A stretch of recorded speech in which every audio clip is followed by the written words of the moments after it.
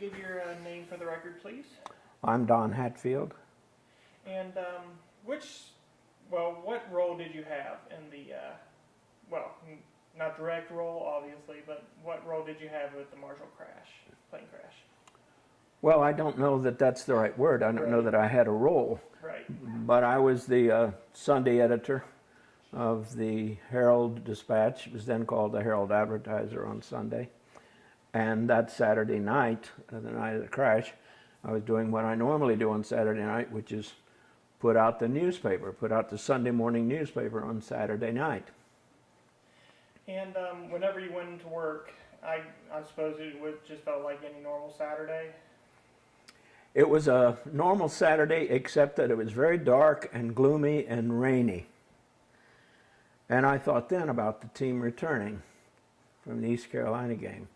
But I went in and started preparations, and the staff came in, and the city editor and so forth, and we started putting the paper together gradually. The inside pages, sports department was working on their pages, just doing what we normally do on a Saturday night. And there wasn't a lot going on, so I actually had finished page 1 early. And normally on Saturday night, I would meet my wife and kids, and her family would visit from Beckley, and we would have dinner together. I'd take an hour off from the office, run over and have dinner with them, and come back to the office. And in those days, you had police radios near the news desk and the city desk. And for some reason, over the years, your ears got trained to hear only what you ought to hear, rather than the unimportant stuff. And after I'd finished page 1 and was getting ready to go to dinner, I heard something that I thought said plane crash or plane down. So I started listening, and we started making calls, and it appeared that there was a plane down at Tri-State Airport. So I thought, well, I won't be leaving here for a while. And then the night played out. How did you first hear that it was the Marshall's football team that went down? We had there was a photographer who was a freelance photographer named Jim York, who frequently sold pictures to us, and he was always on the go. Finding something he'd take pictures of, and he heard about this, and he was on his way. Then I got a call from our veteran police reporter, Jack Harden, who lived in Cerrito near the airport and was not working that night. And he said that there was a plane crash at the airport and he was on his way. And then word came from some source, I'm not sure which, it was a big plane, and on the tail section, which is all you could see, was ERN. And I first thought, is that Eastern? And then I thought, no, Eastern used to fly here, but they don't fly here anymore. And then I looked at my watch and I thought, oh God, it's about time for the Marshall plane to be back. Don't tell me it's that plane.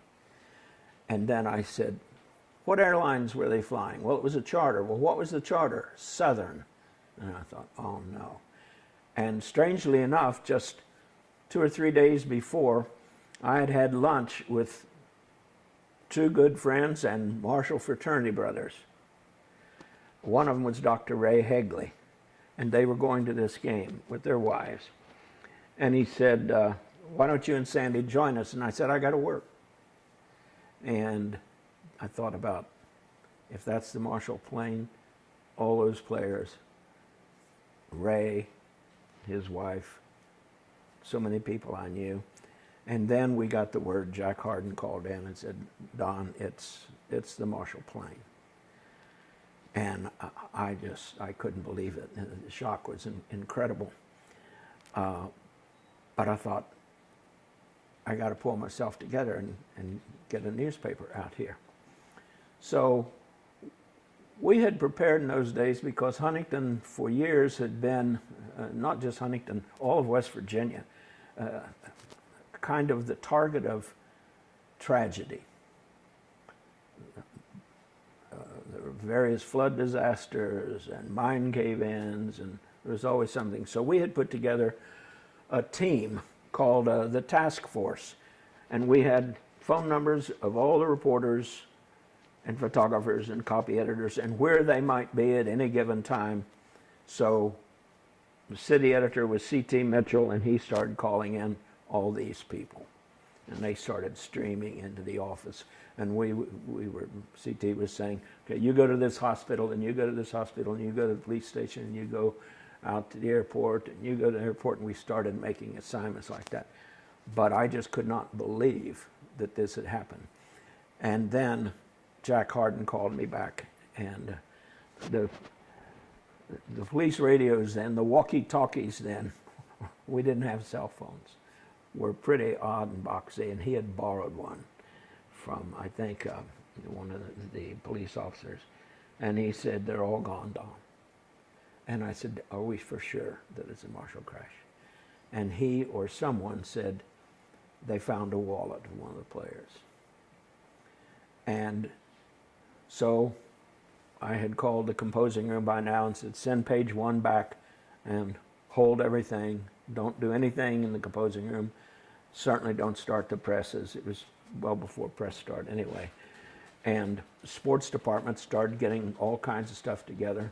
A senior editor named George Clark came in. People started coming in from everywhere saying, can we help out and what can we do?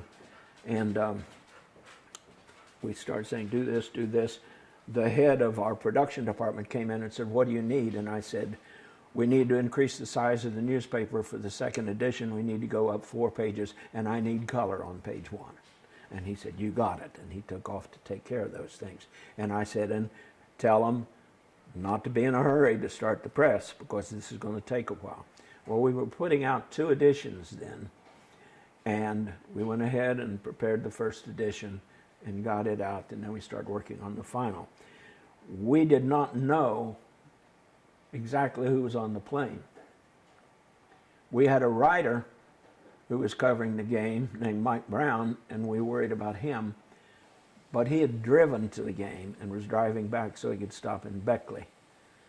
And so we didn't know it then. We found out later he was not on the plane. He was okay. In the first edition, we actually had Red Dawson, a picture of him listed as among those who had perished, because, I don't know if he knows that to this day, and he's a friend of mine, but having no list, and he had flown down there, we assumed he was on the plane. Well, it turns out, we found out in time for the final edition, he wasn't on the plane. He had driven back. He had left the flight. So anyway, we got the paper out. I worked till about 2:30 or 3 o'clock in the morning. All this time putting in the back of my mind, don't think about those kids. Don't think about your friends or their children. Don't think about anything but getting the stories edited and getting the headlines written. I wrote the headline at the top of page 1. And then it was over, about 3 o'clock. I went home, and my wife and kids were in bed, and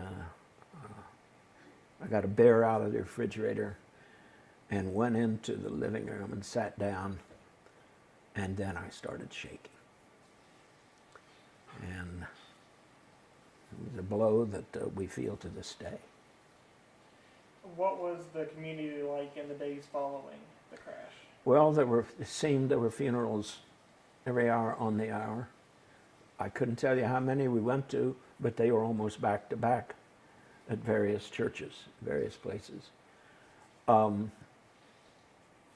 That lingers to this day more than a lot of newcomers can realize. But those of us who were here then, I mean, the city's never gotten over it, really. I mean, it wiped out not only the entire football team, all those young kids with great hopes, but doctors and lawyers and athletic staff, and it's crippling in so many ways to the community, not just to Marshall. But of course, I mean, it was the worst disaster of its kind in history. as far as athletic teams was concerned. And it was, I mean, TVs were on, radios were on, everybody was giving a blow-by-blow for the next week or so.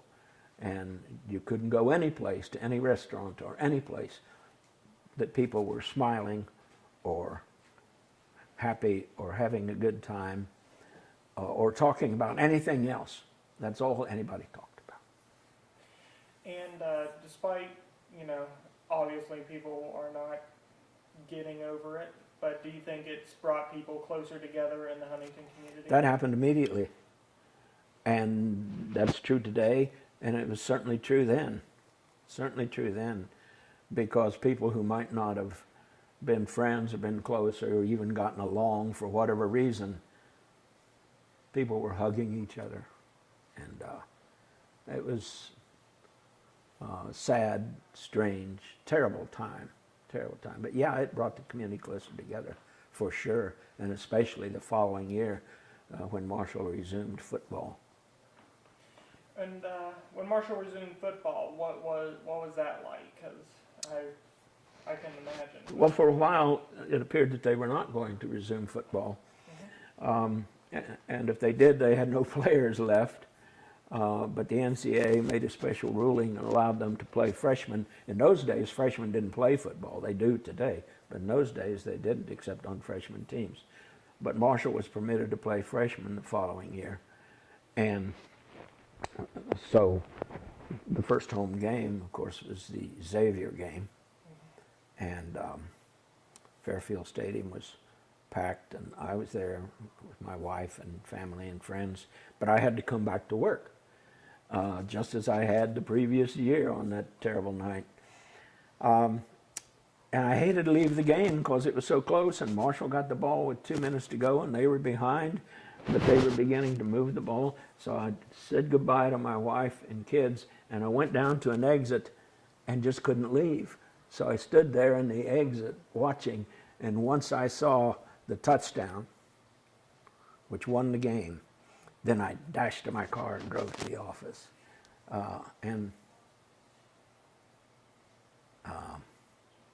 People were in tears.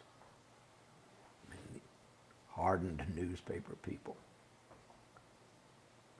Something special. I had another connection to both things. A few years later, when I was promoted, well, some years later, 10 years later, when I was promoted to publisher of the newspaper, of the Herald-Dispatch, and I needed a good human resources director.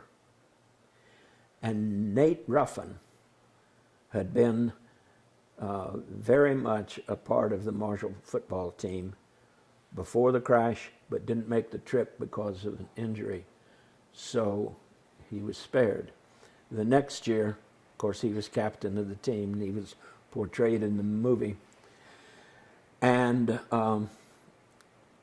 he left town for a short while, but he came back, and he had majored in the kinds of things you need to take to be a good human resources director. And he was very good, and he was working for a local company, I believe one of the steel companies. And I thought I would like to have him as my human resources director.